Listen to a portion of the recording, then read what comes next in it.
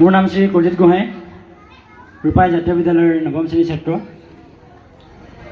আজি কৰদগৈ ডাইচা আশা ছাত্ৰ সন্থাৰ উদ্যোগত কৰদগৈ যুৱ সংঘৰ সহযোগত শিশু দিৱস উদযাপন কৰিছে।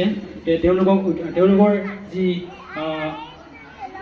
উদ্যোক্তাসকলৰ বহুত বহুত ধন্যবাদ জ্ঞাপন কৰিছোঁ আমাৰ শিশুসকলক অতি সুন্দৰকৈ আনন্দিত কৰাৰ বাবে।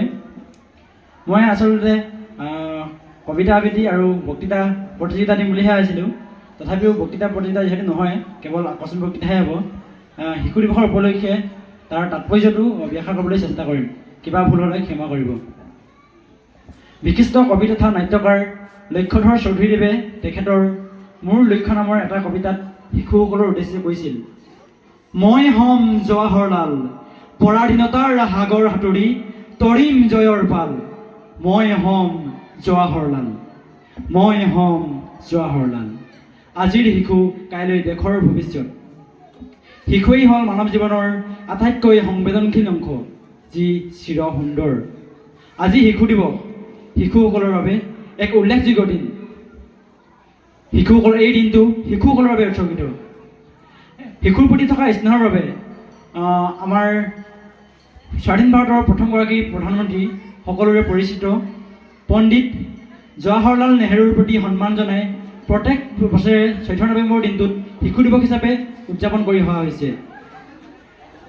শিশুসকলক তেখেতৰ অধিকাৰ, যত্ন আৰু শিক্ষাৰ বিষয়ে সজাগতা বৃদ্ধিৰ লগতে সবলীকৰণ কৰাৰ উদ্দেশ্যে উদযাপন কৰা হয় এই দিনটো। জৱাহৰলাল নেহৰুদেৱে শিশুসকলক যি নিভাঁজ মৰম কৰিছিল, যি ইমান ভাল পাইছিল, সেইবাবে শিশুসকলে মৰমতে তেখেতক নেহেৰু খুৰা বুলি সম্বোধন কৰিছিল। তেওঁ শিশুসকলৰ উদ্দেশ্যে কৈছিল, আজিৰ শিশুৱে কাইলৈ ভাৰত গঢ়িব, গতিকে আমি তেওঁলোকক যি ধৰণে ডাঙৰ দীঘল হ'বলৈ যত্নপৰ হ'ম, সেয়াই ভাৰতৰ ভৱিষ্যত নিৰ্ধাৰণ কৰিব।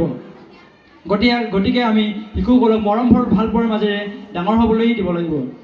শিশুসকলৰ মাজত নেহেৰু খুৰা নামেৰে খ্যাত এইজনা মহান মনীষী পণ্ডিত নেহেৰুৰ জন্ম হৈছিল 1889 চনৰ এলাহাবাদৰ আনন্দ ভৱনত। তেখেতৰ পিতৃৰ নাম আছিল মতিলাল নেহেৰু আৰু মাতৃৰ নাম আছিল স্বৰূপাৰাণী নেহেৰু। তেওঁ আছিল মতিলাল নেহেৰু আৰু স্বৰূপাৰাণীৰ একমাত্ৰ সন্তান। স্বাধীন ভাৰতৰ প্ৰথমগৰাকী প্ৰধানমন্ত্ৰী হিচাপে কাৰ্যনিৰ্বাহ কৰাৰ পাছত তেখেতে 1964 চনৰ 27 মে' তাৰিখে ইহলীলা সম্বৰণ কৰে। তেখেতৰ জন্মদিনটো শিশু দিৱস হিচাপে উদযাপন কৰাৰ প্ৰধান তাৎপৰ্যটো হৈছে শিশুসকলৰ প্ৰতি তেখেতৰ আন্তৰিক মৰম, শ্ৰদ্ধা, মৰম আৰু ভালপোৱা। তেওঁ শিশুসকলক ফুলৰ বাগিচাৰ ফুলৰ কলিৰ লগতো তুলনা কৰিছিল। তেওঁ শিশুসকলক কৈছিল, আজিৰ শিশুৱে কাইলৈ ভাৰত গঢ়িব, গতিকে আমি তেওঁলোকক সদায় মৰম ভালপোৱাৰ মাজেৰে ডাঙৰ দীঘল হ'বলৈ দিব লাগিব। তেওঁ 1955 চনত শিশুসকলৰ বাবে, কেৱল শিশুসকলৰ বাবে চিলড্ৰাৰ্ছ ফিল্ম অফ ছ'চাইটি ইণ্ডিয়া স্থাপন কৰিছিল।